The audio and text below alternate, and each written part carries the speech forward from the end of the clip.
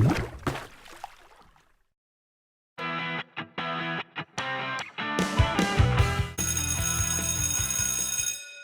everybody, my name is Katie and welcome back to my channel, and today's video is going to be dorm room makeover episode 2, which is all DIY themed. So basically I'm going to be showing you DIYs that I have made for my dorm room and just taking you through the process of that, which is really exciting. And just a little side note I want to get out there too. The thumbnail that you just saw when you clicked on this video is like inspiration photos that I used because my end products aren't completely done yet, as you will see throughout the video, because some of it I can't do until I'm in the actual room and see the size of things. So I just wanted to get that out there, that those pictures are not mine but are very similar to what I plan on doing. And that's all I have to say. Let's just get started. One little thing I forgot to add, I'm popping back in here. I want to thank you guys so much for hitting 200 subscribers. Thank every single one of you, because it happened so fast. So last Sunday when I posted, I was at 198 or 199, and well, you can see what I'm at right now when I'm posting this, which is wild. Like, it blows my mind. Thank you guys so much. But okay, yeah, that's it. Back to the other regular clip, and let's just get started. My very first DIY is going to be painting a box that I found at a store that sells like overstocked, unbought items for a discounted price. And so I picked that up from that store, and I'm going to be painting over it and painting an inspirational quote. And so here's a nice little time lapse of that. And also, just a side note, you can craft this with like a piece of wood or something. Just find some sort of wood or box that you haven't been using, or go thrifting and just revamp it up and give it a new life.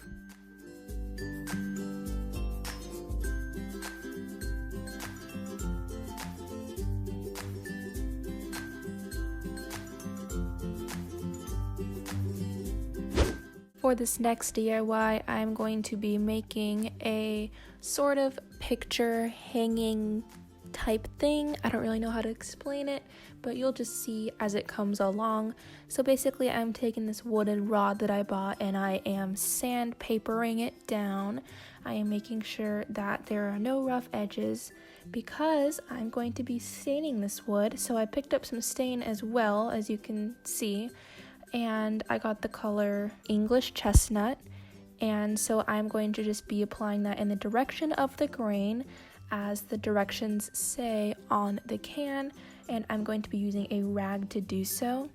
And once I am done applying all of the stain, I am going to wipe off any of the excess with a new clean rag, and that's just what you're supposed to do. I mean, you can look up better tutorials than what I'm giving you right now. I really know very minimal staining techniques and stuff. But anyways, after I wiped off the excess, I let the stain penetrate through the wood for about 10 minutes. And then I wiped off all of the excess off. I wiped it off again just to make sure. And then I let it dry.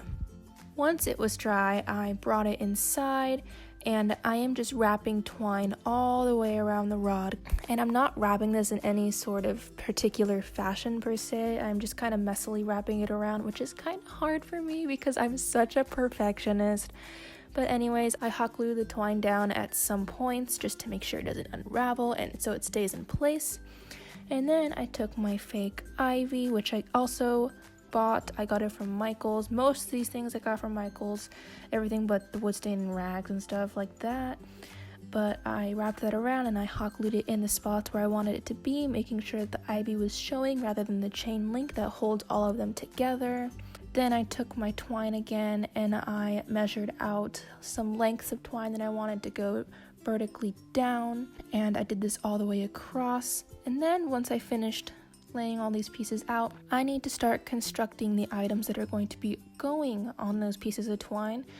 And part of what I'm going to be putting on there are these little inspirational quote picture type things. So I found some Google images of quotes that I liked, and I just copied them down on my paper. I kind of wanted to draw them because I thought it'd be more fun, but obviously you can just print them if you want.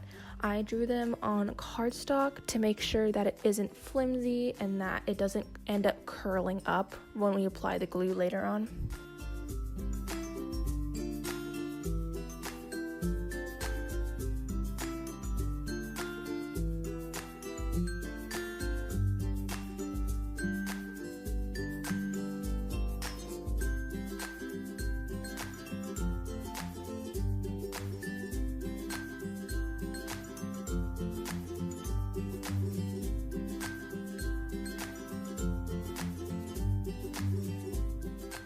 And now that I have finished drawing out all of my inspirational quotes, I'm going to be taking my Instax Share SP2 printer and I'm going to be printing out some Polaroid pictures. Oh, and actually I'm not, because I dropped it and it broke.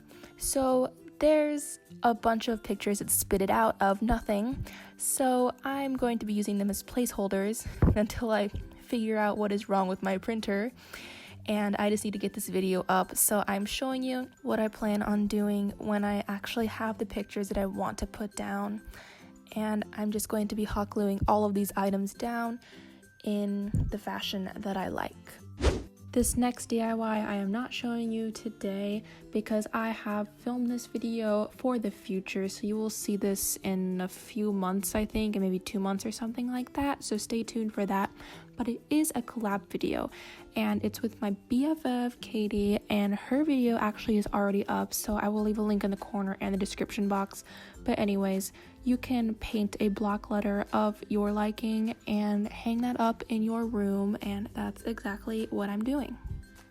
And this next DIY is something I can't really show you at the moment. I'm super sorry about that, but it is one of those DIY flower walls. If you haven't seen one of these before, you should really look it up because it's so pretty.